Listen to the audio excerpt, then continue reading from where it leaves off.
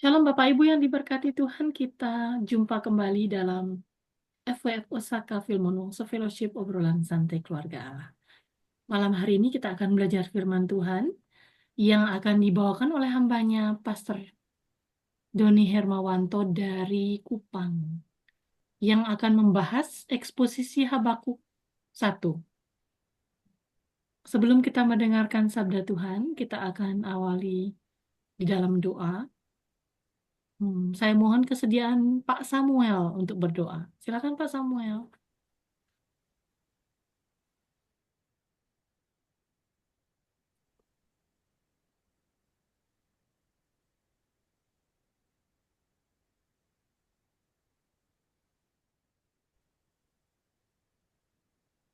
Mari kita bersatu dalam doa. Allah Bapa kami yang di surga, begitu baik Engkau terhadap kami. Sekali lagi Engkau kumpulkan kami bisa bersekutu bersama Engkau pada malam hari ini. Ya Allah Bapa kami yang di surga, terima kasih juga Engkau telah memimpin kami melewati tahun yang lalu masuk ke tahun yang baru. Terima kasih Tuhan atas pemeliharaanmu sehingga kami semua tetap dalam kesehatan yang penuh bisa mengikuti persekutuan ini. Ya Allah Bapa kami yang di surga, kiranya Engkau teguhkan iman kami bagi yang rekan-rekan yang sudah hadir. Engkau beri kekuatan, keteguhan dalam kesetiaan mengikuti setiap persekutuan. Ya Allah Bapa kami yang di surga, bagi rekan-rekan yang masih belum tiba, belum join, gabung dalam persekutuan ini, kiranya Engkau juga memelihara mereka, baik yang dalam lemah tubuh, Engkau sembuhkan, baik yang dalam pergumulan, Engkau lepaskan, baik dalam menghadapi rintangan-rintangan yang sulit, jalan bagi mereka. Ya Allah Bapa kami yang di surga, terima kasih Engkau telah mengirim hamba-Mu Pak Doni untuk menyampaikan firman dan kehendak-Mu, rencana-Mu kepada kami. Engkau siapkan hati kami, buka telinga rohani kami sehingga kami bisa mengerti firman-Mu dengan baik. Ya Allah Bapa kami yang di surga, Engkau urapin hamba-Mu Pak Doni, Engkau penuhin Roh Kudus-Mu, Engkau beri kekuatan dan kuasa sehingga apa yang disampaikan betul-betul kebenaran dan firman dari Engkau saja. Ya Allah Bapa kami yang di surga, terima kasih Engkau juga beri kesehatan kepada Ibu Ayu. Ya Tuhan, Engkau juga beri hikmat sehingga beliau dapat memimpin persekutuan FWF ini bisa lebih baik lagi untuk memuliakan nama-Mu. Ya Allah Bapa kami yang di surga, kiranya Engkau juga bimbing kami sehingga kami bisa menjadi murid-murid-Mu yang baik. Ya Allah Bapa kami yang di surga, sebentar lagi kami akan mulai persekutuan ini. Engkau pimpin sendiri dari awal sampai akhir dan Engkau jaga semua komunikasi bisa berlangsung dengan baik. Terima kasih. Dengar doa kami yang kami panjatkan dalam nama Tuhan Yesus, Juru Selamat dan Penebus kami yang hidup. Amin. Amin. Amin, amin. Baik, terima kasih Pak Samuel untuk doa Terima dari kasih. panjat. Sama-sama. Saya serahkan kepada hambanya Pastor Doni Hermawanto. Iya, terima kasih Bu Ayu. Shalom, selamat malam, selamat tahun baru untuk kita semuanya. Biarlah di tahun yang baru ini kita tetap memiliki pengharapan yang kuat di dalam Kristus dan kita percaya biarlah Allah yang Immanuel itu selalu menyertai di dalam segala perjalanan kehidupan kita. Dan terima kasih untuk teman-teman di FEF yang sudah mempercayakan kembali saya untuk melayani firman Tuhan pada malam hari ini dengan tema Habakuk pasal yang pertama. Ya, Bapak kasih Tuhan, kalau kita boleh melihat Habakuk ini, yang banyak sekali kita dengar itu adalah ketika teks ayatnya yang di pasal yang ketiga. Ya, sekalipun dikatakan kambing domba, dikatakan di Habakuk pasal yang ketiga, yang ke-17 dikatakan sekalipun pohon ara tidak berbunga, pohon anggur tidak berbuah, hasil pohon zaitun mengecewakan, sekalipun ladang-ladang menghasilkan bahan makanan, kambing domba terhalau dari kurungan, di dalam Tuhan beria-ria.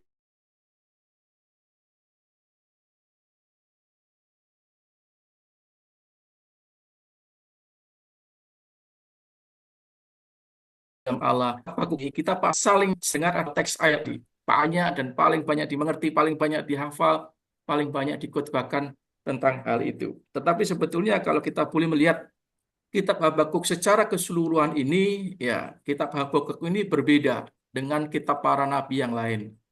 Dan kita ketahui Habakuk ini tergolong di dalam kitab nabi kecil, bukan masalah kriteria dia besar atau kecilnya tidak, tetapi berbicara masalah tulisannya itu karena jumlahnya pasalnya itu sedikit, makanya dia dimasukkan di dalam kitab nabi-nabi kecil termasuk Nahum, Sefanya, Hagai. Sedangkan untuk Yesaya, Yeremia itu kan di pasal 8 ini kitab-kitab nabi besar. Ya. Tetapi yang menjadi penting di sini kalau kita boleh melihat secara keseluruhan nanti mungkin kita belajar ke depannya dan kita boleh melihat di ayat yang pertama ini Habakuk ini berbeda dengan apa nih? Berbeda dengan kitab para nabi yang lain, ya, hampir berbeda. Karena kitab para nabi yang lain itu semuanya berbicara tentang latar belakangnya mereka di dalam kitab awal-awal mereka, tentang panggilannya mereka, tentang pribadinya mereka seperti apa. Itu kebanyakan dijelaskan dan bagaimana mereka melayani dijelaskan dan mereka kebanyakan isinya adalah berbicara tentang nubuat. Ya, karena identik kitab para nabi, nabi yang tugasnya adalah bernubuat sebagai penyambung lidah Allah, itu selalu banyak berbicara tentang nubuat. Tetapi kalau kita boleh melihat di dalam kitab Habakuk ini itu berbeda, ya, berbeda. Ada ciri khas tersendiri, ada sesuatu yang perlu kita boleh melihat, pelajari tentang kitab Habakuk ini yang kalau hari ini kita cuma mungkin belajar di dalam apa ini, di dalam pasal yang pertama saja. Sebelum saya masuk ke situ, Bapak Ibu kasih Tuhan, mungkin beberapa hari ini kita masih mendengar kabar, kita masih boleh melihat berita tentang kebakaran besar di mana nih? Di Palisade ya, di California. Ya. Memang saya kurang tahu, cuma sampai hari ini pun kalau yang saya dengar mengenai berita itu asal usulnya api dari mana, penyebabnya apa. Dari kalangan netral itu berbicara mengenai itu adalah peristiwa alam, yaitu tentang panas, kebakaran di mana nih, dari gunung, ya, perbukitan, akhirnya sampai merembet dengan angin yang kencang, dengan apa ini, suhu panas, akhirnya merembet sampai kemana-mana. Ya itulah kejadian alam kalau kita boleh melihat satu sisi di dalam apa peristiwa kebakaran di California, di Palisade itu. Dan sangat besar sekali dampaknya, dan kita boleh melihat luar biasa kebakaran seperti itu. Dan bahkan pemadam kebakaran pun kewalahan untuk memadamkan apa ini musibah besar itu. Tetapi kalau kita juga boleh melihat di dalam apa ini di dalam berita yang lain di media sosial, di TikTok, di Facebook, ada dua agama besar yang saling menilai, ya, ada dua agama besar. Dari kalangan kita sendiri pun, di kalangan Kristen sendiri pun itu menilai, dan penilaiannya itu sesuatu yang negatif, ya.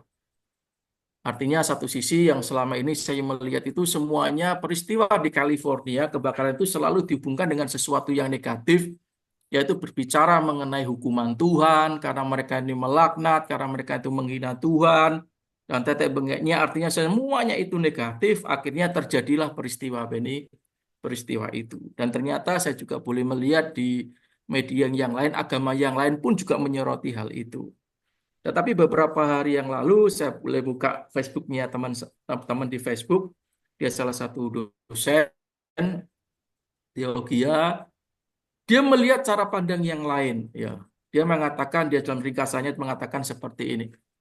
Agama-agama melihat hal itu sebagai suatu yang buruk, melihat sesuatu yang negatif. Tetapi kita sebagai orang Kristen tidak pernah berpikir, pernahkah kita mendoakan mereka? Satu sisi mendukung mereka, apa ini, tentang bagaimana biar cepat terselesaikan pemadamannya, para pengungsinya seperti apa, meskipun notabene mereka adalah orang-orang yang kaya. Tetapi ada penilaian positif melalui musibah itu supaya orang-orang kita ini bukan hanya melihat sisi negatifnya, yaitu berbicara masalah hukuman atau apa yang lainnya lah tentang itu, tetapi tidak melihat bagaimana kita mendukung di dalam apa ini doa, di dalam moral kita, bagaimana para pemadam itu menyelesaikan akan apa ini bisa mengatasi kebakaran yang begitu hebat, dan nanti bagaimana para korban yang mengalami musibah kebakaran itu. Nah, ini sungguh suatu pemahaman yang saya melihat oke juga, saya katakan masuk akal juga dan real juga, dan itulah sebetulnya panggilan di dalam apa ini, di dalam kekristenan kita. Nah, kadang-kadang di dalam agama kita itu selalu sering mengatakan kita selalu memiliki sifat yang ini orang suci sebagai yang superior, sedangkan kalau berdosa kita anggap mereka adalah orang yang di bawah kita. Nah, di dalam hal-hal penginjilan pun kadang-kadang pemikiran itu ada. Ya. Kita selalu menekankan kamu berdosa, kamu begini, kamu harus percaya kepada Kristus dan tetek bengeknya, tetapi tidak memberikan kembali bahwa image dasar bahwa penginjilan kita itu memberitakan kabar baik bagi mereka tentang Yesus Kristus. Nah, begitu juga kalau kita boleh melihat malam hari ini berbicara tentang apa ini, tentang Nabi Habakuk ini, ya, Nabi Habakuk. Ya, Nabi Habakuk ini kalau kita baca di dalam apa ini, di dalam pasal yang pertama, ayat yang pertama dikatakan ucapan ilahi dalam penglihatan Nabi Habakuk. Di ayat yang kedua dikatakan, berapa lama lagi Tuhan aku berteriak, tetapi tidak kau dengar. Aku berseru kepadamu penindasan, tetapi tidak kau tolong. Mengapa engkau memperlihatkan kepada keku kejahatan, sehingga aku memandang kelaliman? Ya, aniaya dan kekerasan ada di dalam mataku. Perbantahan dan pertikaian terjadi. Itulah sebabnya hukum kehilangan kekuasaannya dan tidak pernah muncul keadilan. Sebab orang fasik mengepung orang benar. Itulah sebabnya keadilan muncul terbalik. Bapak kasih Tuhan, kalau kita boleh melihat latar belakang ya di dalam pelayanan daripada Habakuk, di dalam peristiwa penulisannya ini, pelayanan Habakuk itu cukup rentang pelayanan itu sangat panjang sekali, dan dia itu hanya bernubuat ya, dikatakan pelayanannya kepada mereka itu ada kepada orang-orang Yehuda saja. Dan mereka adalah pada zamannya itu adalah orang-orang Israel itu dijajah, dihukum, mengalami penderitaan itu melalui negara Babel ya. Mereka mengalami penganiayaan, mengalami pembuangan, dan mereka mengalami penindasan di daerah Babel. Dan Habakuk ini juga sejaman dengan Nahum, isinya juga hampir sama, dan dia juga bercap dengan Yeremia di dalam apa pasca pembuangan. Ya. Dari teks ini kita boleh melihat berbeda, maka kita akan dikatakan berbeda antara apa ini nabi yang lain di kita boleh melihat tulisannya Habakuk ini, nabi-nabi itu dikatakan di dalam strukturnya, dikatakan di ayat yang pertama itu, ayat yang kedua sampai yang 4 kita baca itu bagaimana keluhan Nabi Habakuk tentang ketidaksetiaan ya. Ketidaksetiaan bangsa Israel, Yehuda, karena dia berdosa, dia menjauhkan Allah, Dan nanti kalau kita boleh melihat di ayat yang kelima sampai yang ke-11 itu bagaimana penghukuman yang dijalankan oleh orang Kasdim, orang Babel, dan di ayat yang ke-12 sampai yang ke-17 itu di manakah Habakuk pun menanyakan kembali di manakah keadilan Tuhan itu di dalam apa? Di dalam hidupnya. Sama seperti tadi saya gambarkan tentang perumpamaan tentang peristiwa kebakaran apa ini di Palisade. Dan kalau saya boleh melihat semuanya itu berbicara masalah peristiwa apa nih hiruk pikuknya California, Los Angeles itu tentang itu semua dihubungkan dengan peristiwa apa ini peristiwa tentang kebakaran itu. Nah, begitu juga saya katakan Nabi Habakuk ini memiliki relasi yang sangat saya katakan sangat dekat dengan Tuhan berbicara masalah apa? Karena kalau nabi-nabi yang lain itu berbicara masalah nubuatan, apa yang akan terjadi? Tetapi Nabi Habakuk ini dia bertanya kepada Tuhan, dia bergumul kepada Tuhan. Dikatakan maka kata-kata tadi, berapa lama lagi Tuhan? Ya, berapa lama lagi penindasan seperti ini yang terjadi di dalam kehidupan apa ini bangsa Yehuda? Dan dia memang menyadari, Habakuk menyadari kesalahan besar di dalam kehidupan bangsa Yehuda adalah ketika dia meninggalkan Tuhan. Makanya Tuhan membuang mereka. Bahkan nanti kalau kita boleh melihat di ayatnya itu, di ayat yang ke-6 dengan jelas Allah mengatakan apa? Sebab sesungguhnya akulah yang membangkitkan orang-orang Kasdim, bangsa yang garang dan tangkas itu, yang melintasi lintang bujur bumi untuk menduduki tempat kediaman yang bukan kepunyaan apa? Mereka. Jelas-jelas bahwa penderitaan, hukuman itu Allah nyatakan di dalam apa nih? Di dalam kehidupan bangsa Yehuda melalui apa? Melalui orang Kasdim atau melalui orang Babel ini, peristiwa pembuangan ini. Tetapi yang menjadi problema, yang menjadi pemikiran daripada Habakuk adalah berapa lama? Ya, berapa lama? Dan apakah semua orang Yehuda itu semua dosa? Kan tidak. Ya. Ini yang menjadi problema di dalam kehidupan kita. Kadang-kadang di dalam kekristenan kita pun, ya kalau kita boleh mengembalikan di negeri Konoha kita ini, apakah keadilan itu ada? Ya, apakah keadilan itu ada? Bahkan kalau kemarin kita boleh melihat sebentar tentang peristiwa ini korupsi yang besar dengan hukuman yang cuma 6,5 tahun, itu semuanya menjadi gaduh di dalam apa ini negeri kita. Ya, kok bisanya korupsi seperti ini dengan hukuman seperti ini? Rasanya itu tidak adil, rasanya itu tidak mungkin, rasanya di mana keadilan kita selama ini? Bahkan yang sangat menggelitik itu adalah kalau kita baca di dalam Pengkhotbah 3 ayat yang ke-16. Dikatakan Pengkhotbah 3 ayat 16 dikatakan seperti begini. Seorang Salomo yang Raja Besar mengatakan seperti ini. Ada lagi yang kulihat di bawah matahari, di tempat pengadilan, di situ pun terdapat ketidakadilan. Dan di tempat keadilan di situ pun terdapat apa? Ketidakadilan. Habakuk menuntut yang namanya ketidakadilan, menuntut yang namanya keadilan di zamannya pada waktu itu. Ternyata Salomo pun sebagai seorang raja, dia juga mengatakan di dalam pengadilan pun tidak ada namanya keadilan juga. Menjadi pertanyaan besar di dalam kehidupan kita adalah, Tuhan ada di mana? Apakah Tuhan berhenti? Apakah Tuhan tidak memperhatikan tentang orang-orang percaya ini? Maka dikatakan, berapa lama lagi Tuhan aku berteriak, tetapi tidak kau dengar. Aku berseru kepadamu penindasan, tetapi tidak kau tolong. Siapa manusia yang mau hidup di dalam suffering? Siapa yang manusia yang mau hidup di dalam penindasan? Siapa yang manusia yang mau hidup di dalam penderitaan? Tidak ada. Ya. Dan ini terjadi di zamannya Habakuk. Dan ini bukan 1 hari, 2 hari, bukan 1-2 tahun, bertahun-tahun. Dan dia sendiri boleh melihat memang satu sisi banyak orang-orang Yehuda itu adalah orang yang apa ini? Orang yang bersalah, orang yang berdosa. Tetapi tidak semuanya. Ada orang-orang yang baik, ada orang-orang yang jujur, ada orang-orang yang benar pada waktu itu.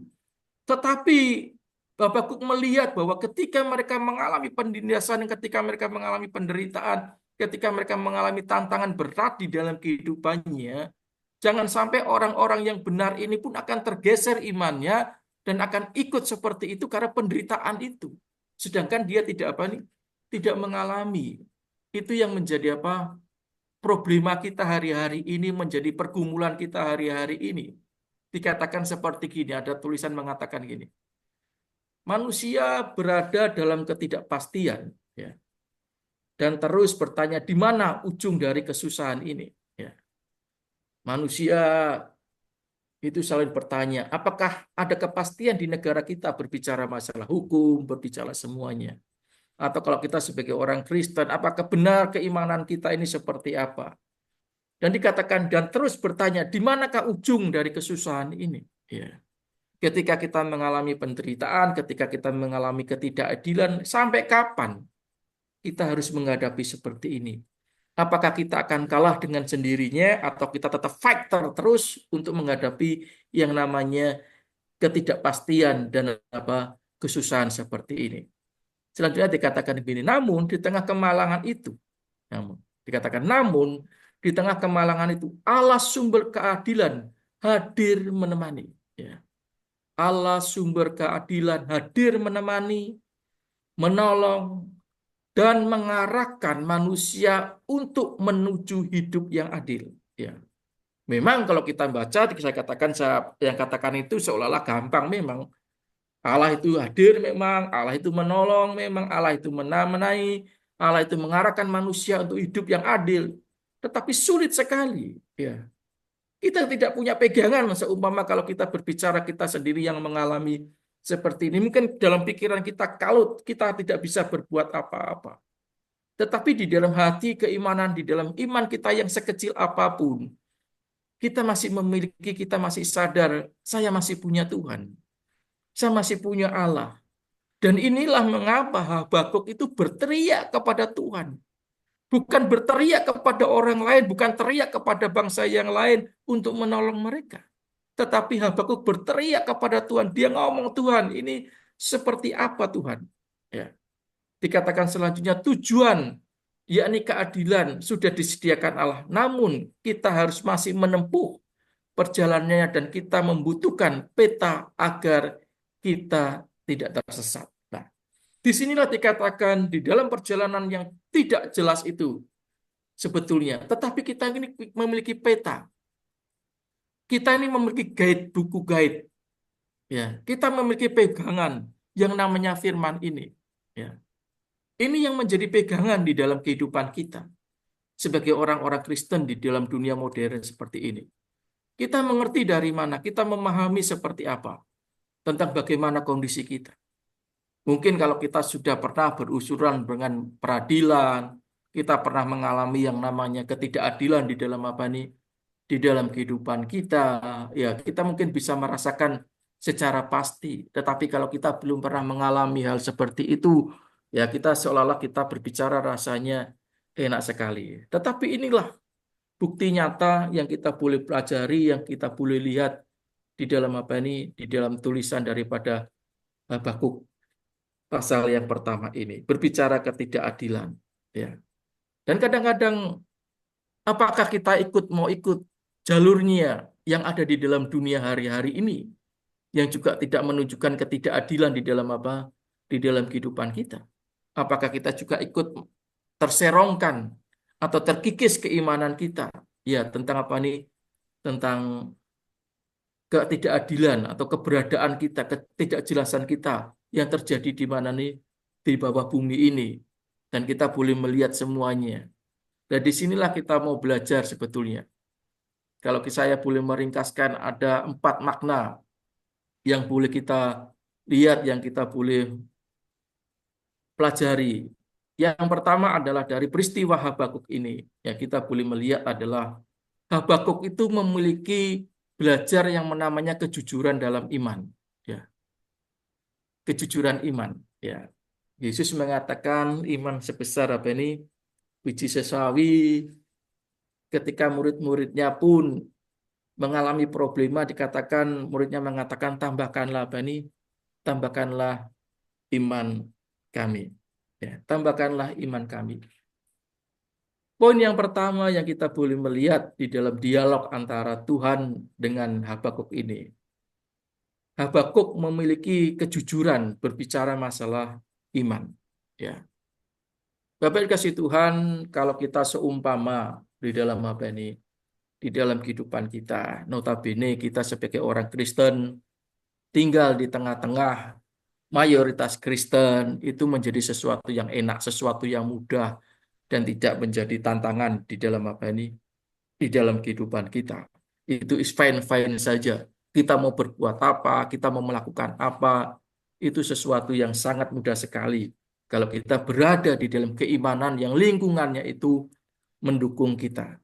Tetapi bagaimana keimanan kita ketika kita berada di dalam lingkungan yang tidak mendukung akan keimanan kita?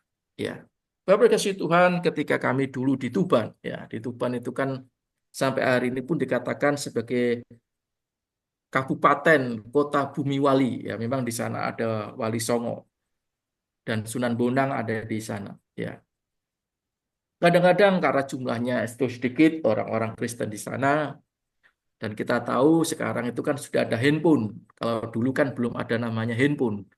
Dan Alkitab yang kita punya ini kan tebal sekali. Ya. Kadang-kadang saya boleh melihat waktu dulu saya waktu sekolah minggu, remaja ini kan jarang bawa Alkitab ke gereja. Ya karena tebal tadi. Ya, toh. Dan juga tidak semua anggota keluarga, contohnya kalau kita ada 5 orang di satu keluarga itu tidak mungkin semuanya pegang satu Alkitab satu. Tidak mungkin. Nah, tetapi yang sering saya lihat adalah orang-orang tua dulu, apalagi yang laki-laki. Kalau ibu-ibu sih bawa Alkitabnya ditaruh di dalam tas, ya toh. Tetapi kalau bapak-bapak itu dimasukkan di dalam tas kresek hitam atau dibungkus dengan yang namanya apa ini, koran. Pada waktu itu kan koran masih banyak. Nah, saya katakan kelihatannya sederhana, kelihatannya enteng gitu loh. Ya toh. Kalau kita hari-hari ini kita petentang-petenteng di dalam mayoritas Kristen is oke lah masalah hal itu. Ini yang berbicara kita membawa Alkitab saja. Itu menjadi tantangan besar.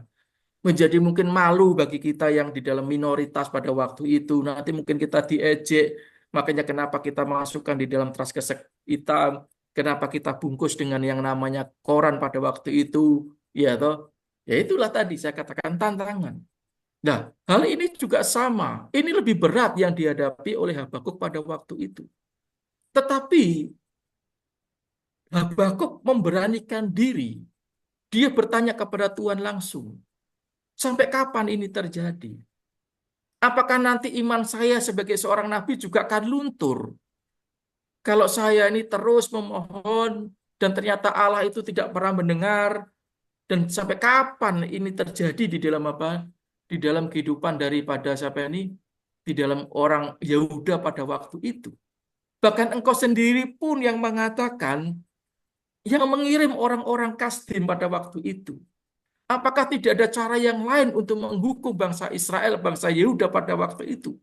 Apakah harus mengirim bangsa yang Kasdim yang dikatakan tadi kriterianya bangsa yang ganas, bangsa yang garang, yang harus menindas mereka semuanya? Itu Allah sendiri.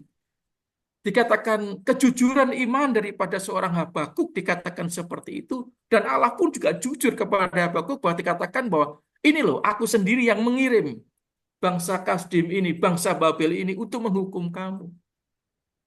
Sebagai seorang nabi, dia berpikir, kenapa harus hukumannya seperti itu? Kenapa tidak cara yang lain saja? Seolah-olah lebih ringan. Apakah engkau tidak memiliki hati yang belas kasihan, hati yang murah kasih, hati yang mengampuni? Nah, kadang-kadang muncul juga di dalam apa ini, di dalam benak, di dalam pikiran kita. Nah, kan kalau kita mengalami penderitaan atau mungkin mengalami sakit penyakit, mengalami pergumulan berat atau apa-apa itu menjadi pertanyaan terus di dalam apa di dalam keimanan kita. Dan sampai kapan itu yang terjadi? Itu menjadi tanda tanya besar setiap orang yang mengalami apa ini, mengalami peristiwa itu. Sama seperti dikatakan begini. Sekarang itu kan ada namanya apa ini AI, ya, AI. Dan kalau kita buka di Google itu juga ada namanya AI, ya, Artificial Intelligence. Tetapi puji Tuhan bahwa sabda, ya situs sabda yang selama ini sudah banyak menolong di dalam apa ini, di dalam pelayanan Kristen berbicara masalah literatur, itu juga sudah menerbitkan yang namanya sabda AI. Ya, kita tidak perlu searching, tetapi kita masuk di situ, dan di situ ada 4 kolom pelayanan tentang Alkitab, tentang konseling, tentang apalagi tentang pendidikan. Ya, ketika saya coba bertanya, oh ternyata jawaban AI dari Google dengan sabda itu berbeda. Karena memang kalau kita berbicara masalah kekristenan, di sabda lebih valid untuk jawaban daripada apa nih, pertanyaan yang diajukan oleh AI. Jawabannya dari AI pada waktu itu. Tetapi kalau akhirnya saya tuliskan begini, bagaimana kita melayani orang-orang yang mengalami penderitaan apa ini, penyakit kronis kritis, artinya yang menjelang apa ini, menjelang mengalami apa ini, kematian, atau artinya lah pelayanan bagi orang-orang yang mengalami sakit penyakit yang tidak ada harapan lah. Ya. Di situ di dalam jawabannya AI di sabda itu saya katakan ya cukup bagus, dan saya katakan juga bagus untuk referensi. Dan salah satunya adalah dikatakan begini, menyadarkan orang yang sakit bahwa semua orang itu akan pasti mati dengan caranya yang terserah Tuhan seperti apa, tetapi intinya di dalam penderitaan yang kamu hadapi, kamu bukan sendirian, tetapi masih ada orang-orang di sekeliling kamu yang masih memperhatikan kamu, masih menolong kamu. Itu bagaimana salah satu jawaban daripada AI itu. Dan memang saya katakan, untuk kita melihat kondisi kita ketika kita baik, ketika kita mengalami it's okay, itu gampang. Tetapi ketika kita mengalami ketidakadilan, ketika kita mengalami yang namanya ya tidak enak lah di dalam diri kita pasti bergumul, kita mungkin pasti memberontak kepada siapapun yang membuat itu. Bahkan kalau kita boleh melihat tentang peristiwa tentang seorang janda, perumpamaan Yesus tentang seorang janda dan seorang hakim, ya, seorang janda datang terus kepada hakim cuma untuk menuntut keadilan dirinya saja. Ya, menuntut keadilan dirinya saja. Dia dengan datang setiap hari menanyakan masalah kasusnya dia, menanyakan masalah kasusnya dia. Dan kalau kita boleh melihat ceritanya, ujungnya adalah hakim ini dengan bosannya akhirnya dia bani, dia mengabulkan. Tetapi kalau kita boleh melihat intinya adalah itu berbicara masalah doa. Ya. Tetapi poin yang pertama kita belajar di dalam apa ini, di dalam kitab Habakuk, yaitu bagaimana tentang kejujuran dalam iman kita. Ya, kondisi kita seperti apa, keimanan kita seperti apa, kerohanian kita seperti apa, kita sendiri yang tahu. Ya, makanya sering dikatakan kadang-kadang kita ini di gereja ini menggunakan topeng kita. Ya, seolah is fine, seolah is okay. Tapi sebetulnya di dalam diri kita sendiri penuh dengan yang namanya gejolak, penuh dengan namanya tantangan, penuh mungkin dengan namanya pemberontakan di dalam diri kita, mungkin juga penuh dengan pertanyaan, kenapa Tuhan, sampai kapan Tuhan, kenapa terjadi seperti ini, Engkau ada di mana? Itu pertanyaan-pertanyaan yang sering terjadi dalam kehidupan kita ketika kita mengalami hal seperti itu. Itu yang pertama, bahwa dari ayat pasal yang pertama Habakuk, kita boleh belajar tentang kejujuran di dalam iman kita. Ya, kita sendiri yang mengetahui. Kita berdialog dengan Tuhan sama seperti Habakuk. Dia berdialog dengan Tuhan. Ya. Yang kedua dikatakan adalah pemahaman tentang kemahakuasaan Allah. Ya. Ya, kita memang tahu ya konsep Allah kita. Allah itu maha hadir. Allah itu maha tahu. Allah itu maha adil. Allah itu maha kuasa. Ya. Dikatakan di sini Habakuk memberikan pemahaman kita. Marilah kita pahami bahwa Allah itu adalah Allah yang Maha Kuasa. Dia Allah yang apa ya? Yang apa ini memiliki otoritas tertinggi di dalam kehidupan kita. Apapun dia mampu, apapun dia bisa, ya. Tanpa batas di dalam atribut Allah bahwa dia adalah apa? Allah yang Maha Kuasa. Dia Allah yang Maha Hadir, ya. Dia Allah yang Maha tahu, Dia Allah yang Maha mengampuni, Dia adalah Maha segalanya, ya, Maha segalanya. Dan kalau kita hubungkan dengan peristiwa tentang Habakuk ini juga, dia melihat bahwa saya Allah itu boleh memakai siapapun, boleh memakai dengan cara apapun, dengan jalan apapun, dengan peristiwa apapun untuk melakukan segala apa yang Allah inginkan di dalam peristiwa tentang hukuman daripada Yehuda. Itu haknya Allah. Ya. Yehuda mau dihukum dengan cara apa? Yehuda mau mengalami penderitaan seperti apa? Itu kemakuasaan daripada Allah. Ya. Kalau kita boleh melihat, ya kita boleh melihat di dalam peristiwa-peristiwa di dalam perjanjian lama, ya, di dalam perjanjian lama. Yang kita ketahui peristiwa Daniel, ya, dia dimasukkan di dalam gua singa. Bukan singa itu yang dijadikan mati oleh Tuhan, tidak. Tetapi singa itu yang dijadikan tunduk dan bisa respon baik dengan siapa ini, dengan Daniel yang berada di dalam gua singa. Apakah Allah itu bisa mematikan singa itu? Bisa. Allah bisa mematikan. Kalau memang Allah ingin menyelamatkan Daniel dengan cara seperti itu, bisa. Dan kalau kita boleh melihat contohnya lagi peristiwanya Sadrak, Mesak, dan Abednego. Ketika dia dipanaskan, ya, rajanya saja khawatir bagaimana orang ini nantinya. Apakah tungku panas itu dimatikan atau kena hujan? Tidak. Tetapi ada kekuatan di situ, akhirnya yang dijadikan bahkan orang lain boleh melihat ternyata bukan 3 orang saja yang ada di dalam tungku itu, tetapi ada 4, yang satunya adalah malaikat. Kalau Allah ingin menghembuskan dengan nafasnya saja, mungkin api itu mati. Tetapi bukan cara itu yang dipakai oleh Allah. Ya, bukan cara itu yang dipakai oleh Allah. Tetapi peristiwa itu untuk memuliakan akan Allah, bahwa Allah adalah Allah yang Maha Kuasa. Bukan untuk menunjukkan tentang orang-orang Babel ketika mereka menghukum Daniel dan mereka menghukum akan Sadrak, Mesak, dan Abednego, tetapi dia ingin menunjukkan kemahakuasaannya dengan cara yang tersendiri, dengan cara yang berbeda. Dan begitu juga dengan peristiwa daripada Habakuk ini. Bagaimana kita boleh melihat Allah menggunakan bangsa Kasdim untuk menghukum Yehuda, tetapi kenapa tidak menggunakan cara yang lain? Itu hak prerogatifnya Allah, bahwa dia adalah Allah yang Maha Kuasa, dia mengatur semuanya. Tetapi kalau kita boleh melihat satu sisi, kenapa Allah mengirim Raja Kores, menempatkan Raja Kores untuk mengirim kembali bangsa Israel, bangsa Yehuda kembali ke Yerusalem, bahkan Raja Kores ini mensupport semuanya untuk pembangunan bangunan bait Allah pada waktu, bahkan memberikan surat kepada Esra dan Nehemia di dalam perjalanan yang mereka akan semuanya aman. Itu cara Allah.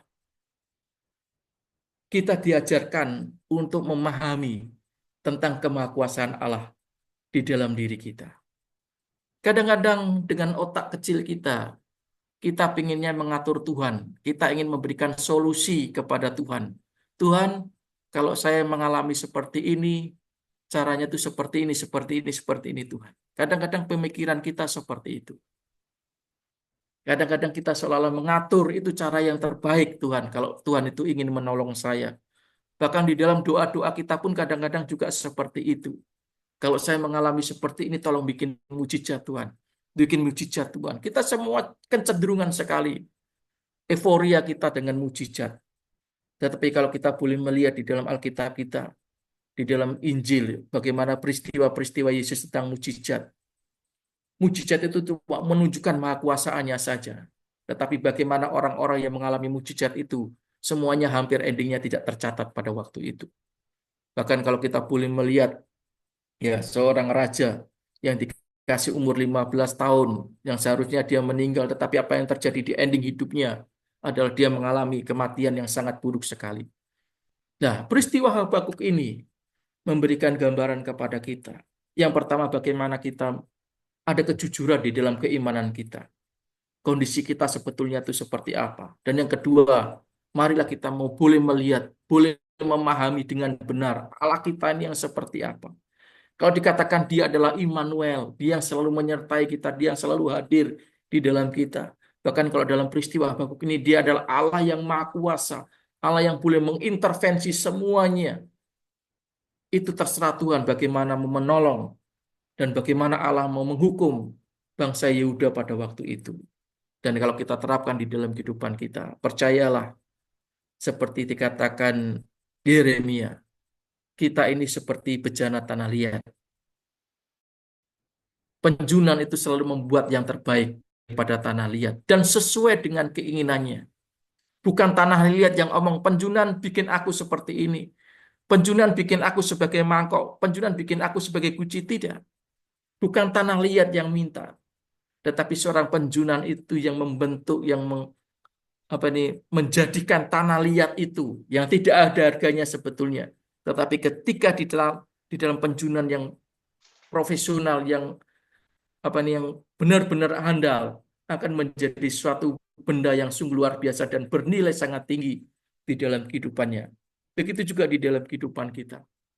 Biarlah kita boleh melihat dengan benar akan sifat Allah, yaitu berbicara di dalam kemahakuasaannya. Yang ketiga, yang pertama tadi kita kejujuran dalam iman, kedua kita pemahaman tentang kemahakuasaan Allah, yang ketiga adalah bagaimana kita membangun posisi iman kita yang tepat. Ya, kita membangun posisi iman kita tepat. Ya, memang kita belajar tentang agama, tentang ilmu teologi itu susah. Ya, kita diajar bagaimana Allah yang tidak kelihatan, Allah yang abstrak, Allah yang tidak bisa kita jangkau di dalam bentuk jasmani, tetapi kita disuruh mengimaninya. Dan kita cuma berpegang pada namanya Alkitab ini. Ya. Dan tidak semuanya kita baca Alkitab, kita merenungkan, bahkan kalau kita sekarang hari ini boleh melihat di dalam media sosial bagaimana sesama Kristen sendiri pun saling menyerang tentang keimanan kita, tentang Alkitab kita, satu klaim dengan yang lain. Ya, itulah yang terjadi. Dengan media sosial, dengan tantangan zaman seperti ini, itu yang terjadi. Tetapi di dalam peristiwa Habakuk ini, di poin yang ketiga, marilah kita membangun posisi iman kita yang tepat. Kita ini dasarkan kepada siapa? Sama seperti tadi artikel tadi mengatakan. Dikatakan, namun kita masih harus menempuh perjalanannya dan kita membutuhkan peta agar tidak tersesat. Ya. Kita punya peta, ya. Dunia punya peta. Kita mau kemana? Kita boleh melihat peta. Kita boleh melihat jalurnya. Dan caranya seperti apa untuk menjangkau itu ada caranya. Ya, dijelaskan semuanya di dalam peta. Apakah ini pegunungan, apakah ini pantai, apakah ini daerah musim panas, musim dingin, situasinya geografisnya seperti apa, kita bisa melihat itu semuanya di dalam peta. Nah, peta kita sekarang apa? Ya, kebenaran firman Tuhan itulah peta sebagai penuntun jalan di dalam apa?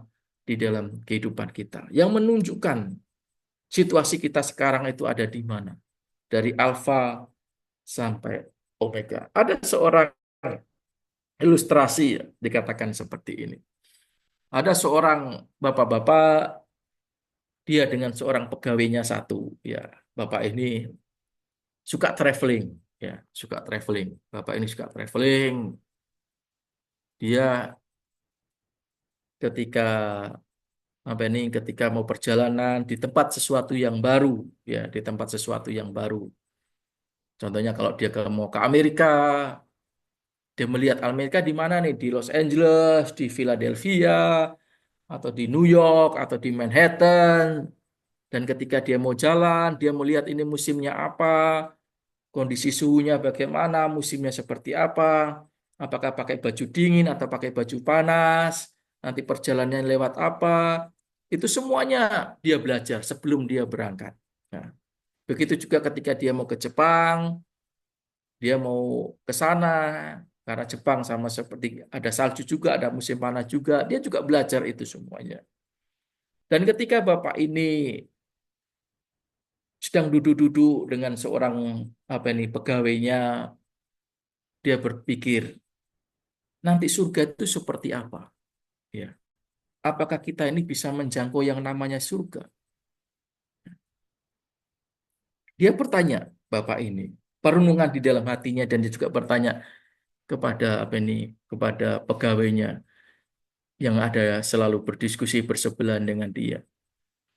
Langsung kayaknya ini dengan ya namanya apakah ini pertanyaan benar atau tidak karena dia juga sama-sama orang Kristen, sama-sama yang tekun setia di dalam apa ini peribadatan. Langsung pegawainya mengatakan, Bapak ini kan biasanya kalau Bapak perjalanan jauh ke tempat sesuatu yang Bapak ingin tunjungi itu kan Bapak selalu pasti belajar, ingin mengetahui daerahnya itu seperti apa, suhunya berapa, nilai mata uangnya seperti apa, kesananya pakai apa, itu kan Bapak pelajari semuanya. Ya, loh iya memang harus seperti itu. Emangnya apa hubungannya dengan surga? Ya, dia mengatakan, loh, Bapak di dalam Alkitab kita itu kan ada cerita tentang yang namanya surga. Ya, kenapa Bapak tidak membaca Alkitab? Kenapa Bapak tidak belajar yang intinya surga itu ada di situ? Sama seperti Bapak ketika boleh melihat peta, ya, daerah tempat di mana Bapak mau pergi itu, dari peta itu Bapak belajar semuanya dan tahu semuanya posisinya di mana. Oh, betul juga ya. Bapak ini mengatakan seperti itu. Lah, membangun posisi iman kita yang tepat itu adalah ketika kita dasarkan di dalam kebenaran akan firman Tuhan. Ya, dengan dasar apa lagi kita mau percaya di dalam kebenaran di dalam dunia ini kalau bukan melalui firman Tuhan. Habakuk itu menaruh pemahamannya tentang imannya dia bahwa kebenaran yang sejati itu di dalam kebenaran firman Tuhan. Ya. Dia mengerti, dia memahami ada nubuatan-nubuatan bagaimana tentang apa ini hukuman semuanya dia tahu semuanya. Tetapi ini yang dialami. Dan makanya itu Tuhan itu mendengar permohonan. Tuhan itu maha adil. Tuhan itu maha suci. Makanya dia memohon kepada Tuhan, kalau bisa cepat selesai hukuman ini. Kalau bisa jangan sampai separah ini. Makanya itulah yang diposisikan imannya ketika dia berhadapan dengan siapa? Dengan Tuhan. Hanya Tuhan saja yang mampu menyelesaikan. Dan dia tahu bahwa ini hukuman datangnya juga dari Tuhan. Dan Tuhan sendiri nanti yang bisa menyelesaikan semuanya tentang peristiwa, tentang penghukuman daripada orang-orang Yehuda pada waktu itu. Dan begitu juga di dalam kehidupan kita. Ya, dunia selalu menawarkan solusi-solusi yang praktis, yang cepat, yang mungkin cuma sekejap saja, tetapi kita tidak tahu endingnya sampai sejauh mana dan mengarah kemana. Tetapi marilah di dalam perjalanan hidup kita di tahun 2025 ini kita menaruh peta perjalanan hidup kita didasarkan akan kebenaran firman Tuhan. Dan itulah pondasi di dalam keimanan kita. Sehingga kita tahu posisi kita sekarang ada di mana. Apakah kita tersesat? Apakah kita sudah di tempat yang benar? Apakah kita sudah di suhu yang sama dengan kebutuhan kita? Apakah kita perlu menggunakan baju yang tebal karena hari ini ada kita mengalami apa ini suhu yang dingin? Apakah kita hari ini membutuhkan yang namanya payung ketika kita sekarang musim hujan? Atau kita butuh baju yang agak dingin karena apa kita dalam cuaca yang panas? Itulah kita ketahui semuanya bagaimana kondisi akan keimanan kita, bagaimana kita membangun akan keimanan kita, yaitu melalui posisi yang tepat ketika kita sandarkan semuanya, ketika kita taruh semuanya di dalam kebenaran firman Tuhan. Dan yang terakhir adalah bagaimana iman yang tepat, yaitu tadi, biarlah kepenuhan hidup kita, seorang yang beriman teguh, iman yang menurut dikatakan Habakuk, biarlah kita memahami semuanya, bahwa keadilan, kesetiaan, ya, kemahakuasaan itu hanya di dalam kehidupan Allah saja.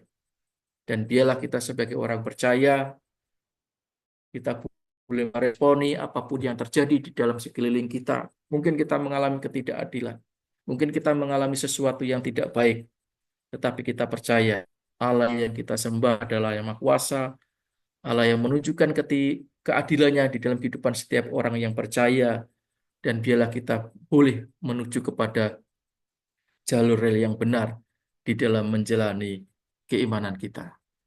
Biarlah firman Tuhan pada malam hari ini memberkati kita, tetap setia, tetap teguh di dalam pengharapan iman kita, dan percayalah Allah yang adil, Allah yang setia, Allah yang maha kuasa, itulah yang selalu melindungi dan menjaga kita. Tuhan memberkati firman-Nya. Amin. Saya kembalikan ke Ibu Ayu. Kita tutup dalam doa dulu ya, Pastor. Ya, Ibu. Bisa tutup dalam doa dulu, Pastor. Oh ya, kita satu dalam doa. Kami bersyukur Tuhan untuk malam hari ini. Dan biarlah kami terus boleh mendekatkan diri kami. Boleh kami mengenal Engkau lebih di dalam kehidupan kami. Di dalam segala peristiwa, di dalam segala keadaan, di dalam segala peristiwa, kejadian yang ada di dalam kehidupan kami. Meskipun malam hari ini kami belajar di dalam kitab Habakuk, seorang nabi yang mengalami secara kasat mata, secara jasmani, ketidakadilan tentang hukuman Tuhan. Tetapi dia memohon akan kemakuasaan, dia memohon yang terbaik atas itu semuanya, Bapak. Begitu juga di dalam kehidupan kami sebagai orang percaya, dan biarlah kami boleh terus melihat pertolongan-Mu, melihat penyertaan-Mu, dan Engkau selalu menuntun kami, Engkau selalu menemani kami di dalam perjalanan pengiringan kami, Tuhan. Ketika kami mengalami ketidakadilan, kami tidak akan luntur, tergeser iman kami oleh karena ketidakadilan itu, Tuhan. Tetapi kami ingin boleh melihat bahwa Allah yang Maha Kuasa itu, ya Allah yang campur tangan itu, boleh menyelesaikan itu semuanya terjadi di dalam kehidupan kami. Bukan untuk kami sendiri, tetapi biar dunia boleh melihat bahwa Allah yang kami sembah adalah Allah yang Maha Kuasa, Allah yang perkasa, yang kami kenal di dalam Kristus Yesus. Tuhan menolong kami semua, Tuhan memberkati kami semuanya, dan biarlah kami semua yang fellowship pada malam hari ini, kekuatan, kesehatan, Kau limpahkan di dalam kehidupan kami, dan kami boleh menatap iman kami boleh melihat akan keberadaan kami boleh membangun iman kami yang benar, didasarkan akan kebenaran firman-Mu, Tuhan. Dan inilah syukur kami, Tuhan, dan doa kami akan semuanya hanya di dalam Kristus Yesus. Kami bersyukur dan berdoa. Haleluya. Amin. Amin. Terima kasih, Pastor Doni. Ya, Terima terima kasih, Pastor. kasih.